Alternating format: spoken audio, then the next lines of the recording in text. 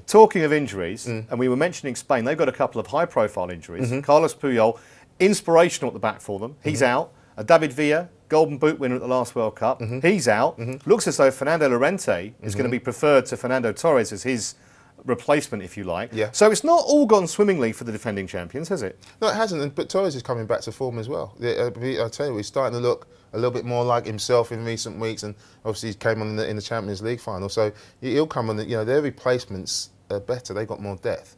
And Llorente, who I thought that one of the big guys might be trying to get over to the Premier League, I think is an outstanding player, outstanding centre forward. And so you just look at their replacement, you feel like they'll go in and there won't be that much of a difference. Puyol, yeah, is a miss, but Spain's defenders don't have to defend because they have the ball for so much of the game. So it's not often that you get at them. And, you know, it's like, I suppose, like the Hansen and Lawrence times. You think, oh, we get the ball, you can get at them. You never did because you never got the ball. All right, well, let's get a view from Madrid. Javier Herndandez, football writer, is with us. Good evening, Javier. Good evening. How much optimism is there in Spain that the team can retain their title? Because no one's ever done that. No one's ever retained the European Championship. Well, we're kind of cautious about it because it's so hard to win a Euro and then a World Cup and then another Euro. So it's basically almost impossible. And we have that feeling that we're just not going to make it because it's too hard to do. Are the vibes that we're getting over here correct in that people are saying that Llorente is more likely than Torres to start up front? Well, actually in Spain, they're saying quite the opposite. The Torres will start in Italy. And that actually is funny because in Marca, the most important newspaper, they make a poll the other day that who should start. And Torres actually beat Llorente. Like, the fans actually want Torres to start, which is a bit surprising to me. But he's playing well in the last friendlies, and we have feelings that he's going to make a good job. And how much of a blow the likes of Carlos Puyol being injured? Not just his ability as a player, but he's such a leader for the Spanish and for Barcelona. Absolutely. It's especially the concentration. Piqué is not a guy that... He's a great player, but he misses concentration. And Ramos is a great player, but he also misses concentration. And Puyol is the guy that always keeps everything together. Everybody focused, especially in the defense. And that's going to be a big difference. Also, having Ramos as centre back means that you have to play Arbeloa as right back. It's definitely not as well as Ramos. So it's definitely a big blow. I think it's even a bigger blow than not having Villa in the team. We're just curious in the studio, Javier, what the Spanish people generally think of England's team and England's chances in this tournament. Don't be too rude. No, basically the feeling is if Chelsea can win it, England can win it. But yeah, apart from that, there's not many hopes about it. Here in Spain, everybody have France as the sleeper that maybe gonna make it to the finals and everything. So you expect France to go in that group, and probably Ukraine being the host can go through as well. So England might go down into the group stage, to be honest. That's very disrespectful. Are you telling me that if England, say, qualified second in the group, Spain won their group as they're expected to produce a Spain-England quarter-final, you and your fellow countrymen wouldn't be quaking in your boots?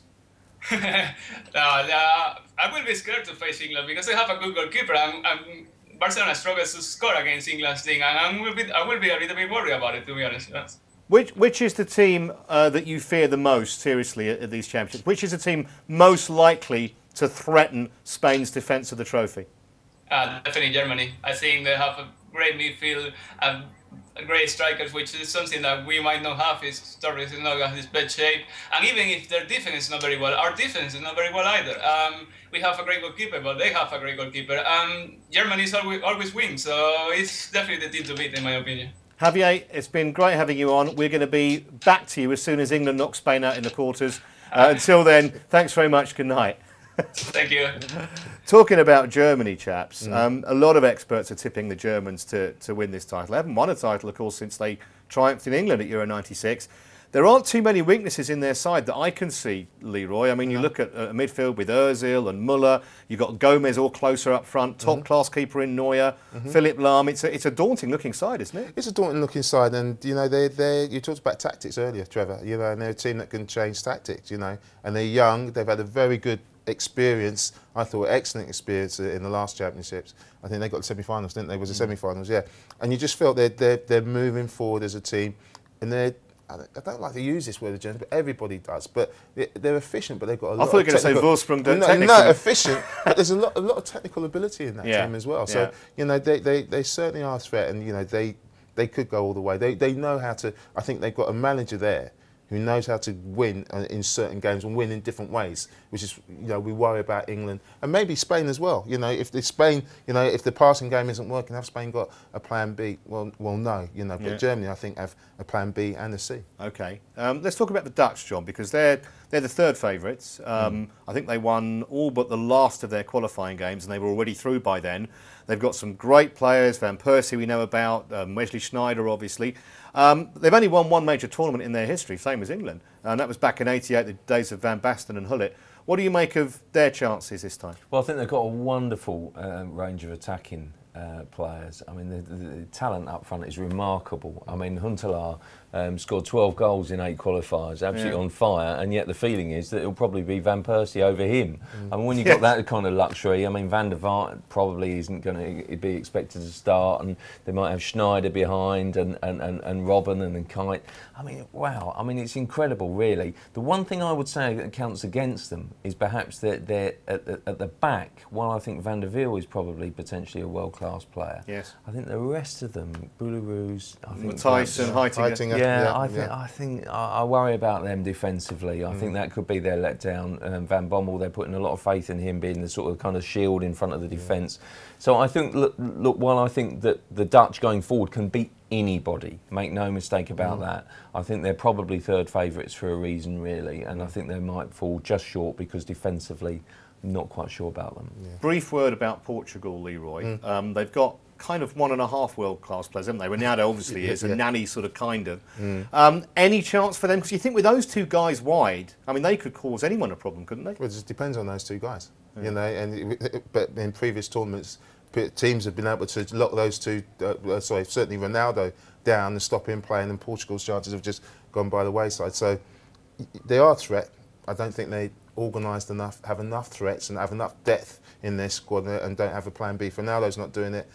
Nani, not quite world class for me as yet. Yeah, on his day, that's not good enough to win a European Championships for me. Is there going to be a surprise side? There usually is, John, isn't there? One side we don't expect that gets to at least the semis. 4 years ago it was the Russians. And their squad is pretty much the same as it was then. And, of course, they're not far from home soil. Yeah, no, I think you could look to Russia, perhaps potential upsets there. They have got good quality. They've got good forwards again. Arshavin, totally different player for Russia as he was in the Premier League, really. And they have got good, good strikers, as I say. I just feel that perhaps, would it be a major shock if they reach the quarterfinals? Perhaps I think, but maybe the one, and they're perhaps favoured by an easier group, shall I say, with the home support behind them, might be Poland. I think Poland could be perhaps a little bit of a dark horse there, and I think perhaps they would be more unexpected to progress than perhaps Russia. So if you want an outside bet, to go a long way, certainly not win it, might be Poles. Stay ahead of the game with Sports Tonight Live. Don't miss a thing. Subscribe to our YouTube channel. Search for Sports Tonight Live on Facebook and like our fan page. Follow Sports Tonight TV on Twitter and tweet us your thoughts and opinions. Sports Tonight Live, it's the platform for the fans.